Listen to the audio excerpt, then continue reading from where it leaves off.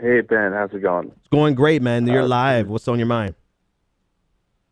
this is Brandon. I follow you on Facebook or on Twitter. I'm Bruce Balls of Fire on Twitter.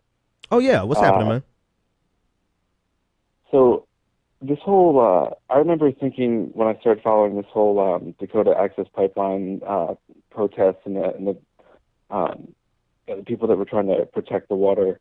I remember thinking about the Oregon standoff, Yep. and one of the things that I think is not necessarily being thought about or addressed yet is the difference between they were taking over this bird sanctuary, and people kind of, they were armed, but people kind of found it ridiculous. Like, you're taking over this bird sanctuary, what are you doing? Yeah. But here these Native Americans who are unarmed Yep. are trying to stop an oil pipeline, and there's this huge armed resistance of a police force. And the contrast between those two, I think, not only is there this racial implication, but there's also this issue regarding the revenue source. Oh yeah.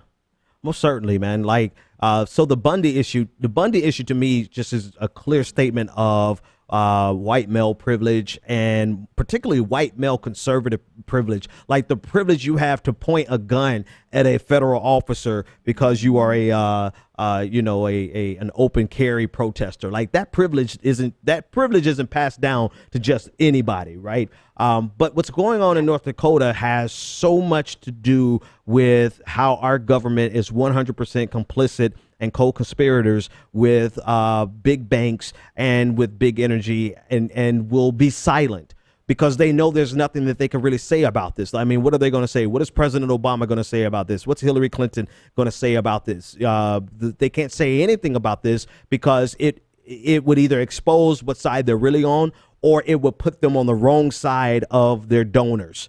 And that's really what this is what it's about, right? You see the force that they will bring in to protect corporate interests. Like, they are leveraging government power, government strength, government arms to protect corporate interests. Now, this is something that we do globally all the time. This is the expansion of empire abroad so that our companies can go overseas and be safe overseas, right? But we see it inside the United States. The moment we decide to stand up against corporate interest, against a pipeline that is violating sacred lands, you see them come down like a hammer to shut it down, to crush it, and to literally sick dogs on them. It's obscene, it's absurd, and it's sad. It's really sad, a sad state of affairs. Brandon, I want you to get one more word on that, but I've been checking out your videos. You're starting to do some videos on YouTube also. Is that correct?